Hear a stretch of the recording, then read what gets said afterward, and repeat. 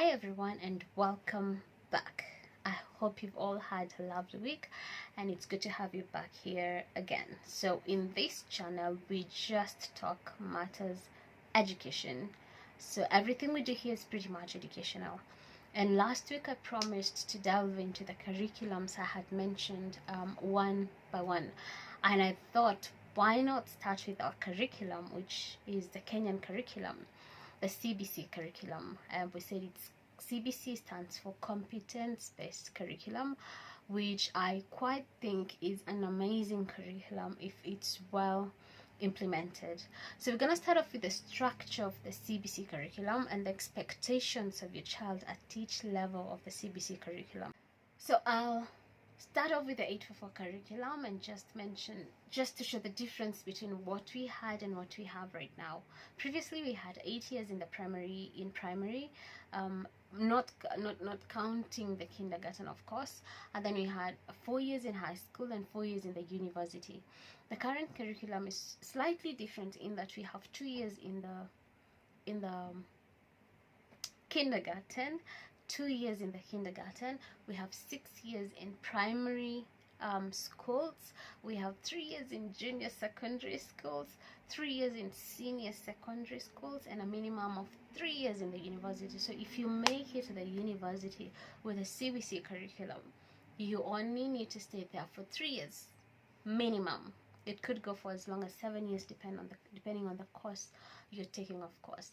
So then let's talk about these different stages and the expectations of your children at each of these stages.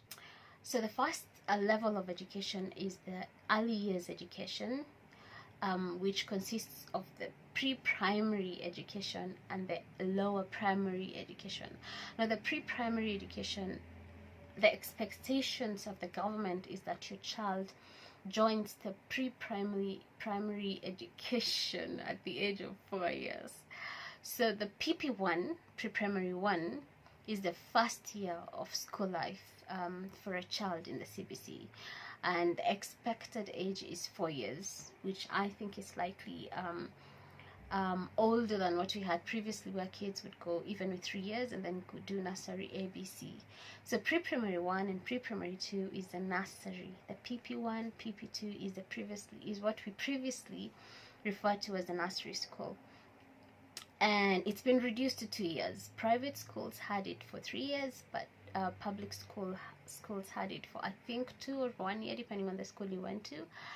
However, the government allows for children for creche, which is really young children below 4 years, who can join in as early as 1 year, depending on the parent, what your parent wants. And this is allowed for in the curriculum, but it's not really a requirement. So the required age for your child to start going to school is 4 years, where they will join PP1. And then we have the lower primary, which hasn't pretty much changed from what we had previously. The lower primary consists of grade 1, grade 2, and grade 3, which was class 1, 2, and 3, just like before. And then we move on now to the middle school. Middle school is the upper primary and the junior secondary school. The upper primary is grade 4, grade 5, and grade 6. And then the junior secondary is grade 7, grade 8, and 9. So the slight difference here is that it's been split into the upper primary has been split into pretty much starts in class 4 previously, and children finish in class 6 instead of 8 as we did before. And then now with the upper primary, your children will do an exam at the age of in grade 6, but then in class 6 or grade 6 your child will do a NEC exam, which will determine which junior secondary your child will join. Now the plan is at the moment to have all the children who have finished grade 6 to continue the junior secondary school in the schools that they're in. That's the plan at the moment. So after junior secondary, then now your child will go to the senior school, which is the upper secondary school, the senior secondary school, the right term. So the senior school is just the senior secondary school. So from grade 9, they proceed to senior school and stay there from grade 9, grade 10, from grade 10, 11, and 12. So junior secondary, grade 7, 8, and 9. Senior secondary, grade 10, 11, and 12. Now for the senior secondary, there'll still be the transitioning of children from the schools they were in primary and junior secondary to now a new facility, the secondary school, where they will do their senior school years in. And then if your child does well, then they proceed to the university and do a minimum of 3 years. Now they get to choose what to do in the university, just like it was previously. They can also go to colleges and technical universities or technical schools and training institutes around you after finishing the senior school, the senior secondary school. Now, what I find quite fascinating is the number of subjects that are done in the junior secondary school. They've increased tremendously. Children are now expected to do at least 14 subjects, which to me is a bit ridiculous, my personal opinion. However, the positive side to these subjects is that most of them are skill-based.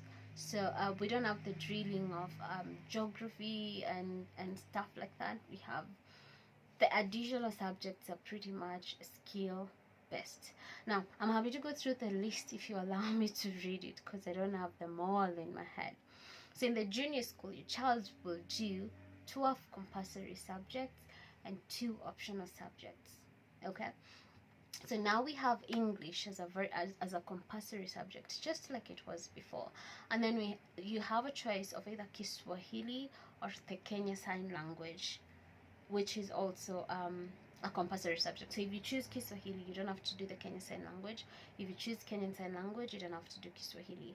Again, I would really like to talk about the problem at this stage, but I won't. So yeah, you have to do English, you have to do Kiswahili or the Kenyan Sign Language, you have to do mathematics. Yes, I'm looking because it's quite a list. You have to do mathematics, you have to do integrated science that consists of biology, physics, and chemistry in one. So your child gets to start to do that as early as grade 7, but it's a bit more integrated. And then we have health education, which has also been introduced as a new subject. We have pre-technical or pre-career education. I'm thinking this is pretty much to prepare them for their tertiary education or to the university schools. Then we have social studies, which we still have today, a combination of geography, history, and civics. Like previously known, but right now it's social studies. And then we have religious education. Again, this will depend on your religion. It hasn't pretty much changed, because Christians get to do CRE, Christian Religious Education. If you're Islam, you get to do IRE, Islam Religious Education. Then you have business studies. This is new to these young children. It was previously done in only high schools, but now it's been introduced to junior secondary schools as well. And then you have agriculture, again another subject that used to be done in high school, but now has moved down to junior secondary school. Then we have life skills and sports and physical education. These 12 subjects are compulsory for any child joining the junior secondary school. However, your child has a choice of 2 extra subjects, which are pretty much skill-based. They get to choose 1 or 2, minimum of 1, maximum of 2. These subjects are visual arts, performing arts, home science, computer science, foreign languages. So depending on the school, the one that the school will offer, the common ones are German, French, Mandarin, or Chinese, and Arabic. And then you have the Kenyan Sign Language. Again, remember we said this, if you're not doing it as a compulsory subject, then you get to choose it as an optional subject. So you choose between Kiswahili and Kenyan Sign Language. If you choose Kiswahili, then you have a choice of doing Kenyan Sign Language as an optional subject as well. So there's a way you can actually do the two. And then indigenous languages. So from those 7 subjects, your child gets to choose 1 or 2 in addition to the 12 compulsory subject. I think it's a bit overwhelming for a child in grade 6, but we can only wait and see how they're gonna cope with all of this. The good thing about it is most of the subjects are skill based, so there isn't much of drilling. It's more practical than reading books and remembering the content. There's a lot of skills to learn from these subjects if they'll be well implemented. Now then we move on to look at the subject's choice in the senior second. So now in the senior school, it's a bit different, and I quite like the structure because learners now get to specialize on something they'd like to pursue in future. So they get to go through the 3 years studying something they're interested in. So there's 3 categories of the careers that they are allowed to choose from. We have arts and sports science. That's for someone who thinks they're pretty sporty and they would like to pursue sports in the future. Then you have that choice in the senior secondary. Then we have the social scientists or sciences. Then we have the social sciences, which are pretty much Bachelor of Arts related courses. So Bachelor of Arts in journalism, Bachelor of Arts in gender and gender affairs or something like that. So social sciences will direct you towards the path of mostly the BA courses. And then we have the STEM now, which is for people who want to pursue courses that have science and maths in them. The doctors, the nurses, the biochemists we have, all of these guys will do the STEM. If you feel your field you would like to do any of those courses in the future, then STEM is your way to go. STEM stands for science, technology, engineering, and maths. So yeah, I forgot to mention the engineers as well. So all these people will choose to do STEM. So when you go to senior secondary, if you would like to become, for example, a civil engineer in the future, then you get to specialize to take a career path in STEM. If you would like to become a gender activist maybe, then you will take the social sciences. And if you would like to become an athlete, or you're such a good swimmer and you would like to pursue that as a career, then you do sports and physical education. I think this is pretty amazing to have in the lives of in someone's life as a young person, where they get to now make choices. Now don't forget that throughout the curriculum, these children are being exposed to things that actually channel them towards what they want. So from all the 12 subjects they do in the junior secondary plus the additional 2 from all the 12 subjects, then you get to decide, I'm good at performing arts, so I might decide I'm going to do social sciences. You decide I found out that I'm really good with the general science, then I would like to become a doctor maybe. So the early years of your schooling in the CBC curriculum are meant to prepare you to make that choice in the senior school, after which now you pursue that in the university, if you choose to go to the university, for a minimum of 3 years depending on the course you've chosen.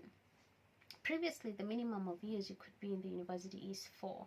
That has reduced to 3 years only, which is brilliant, I think. So then, I know a lot of children have already completed their grade 6 exams and are very excited to join the junior secondary school. So I just thought to do this video to give you an overview of what to expect for either your child or for you as a child. You're gonna have to take at least 14 subjects or 13 subjects in the junior secondary, and you will be taught different things, which will be an advantage to you. I think in my previous video I mentioned that the CBC is aimed at making people productive. So even by the time you finish secondary school and you don't, senior school, and you don't manage to go to the university, or you don't have the resources to take you to a vocational training institute, then you still get to use the skills you've accumulated, the home science, the performing arts, the visual arts, skills that you accumulated through your high school life. You get to take those and use them and make a career of yourself. Use the skills you've learned to make a career of yourself. So, any questions on this, I would really appreciate, and I think I'll be able to answer them, or I'll just be able to dig deeper. I just thought to do this video to show you what to expect as your child moves, transits from this lower primary, from the middle school. Still getting confused with these names. Yeah, from the middle school to the junior, sorry. I just thought to let you know of what to expect of your child as they finish the primary school, the primary school, and join the middle school. At this point, it's gonna be a little hectic for them, but I believe with time it's gonna get easy. I still don't know if all the subjects are meant to be done in one class, which I highly doubt because it's quite a lot. So my thinking is they're gonna be split across the 3 years, grade 7, 8, and 9. By the time you're finished with grade 9, you should be able to have done all the 13 or 14 subjects, depending on your preference. So thank you so much for watching, and once again, join me here once per week, and let us talk matters education for our children. Let me know what you would like me to, something you'd like me to expound on, and I'll be grateful and helpful, hopefully, to do that. Thank you so much for watching, and may God bless you.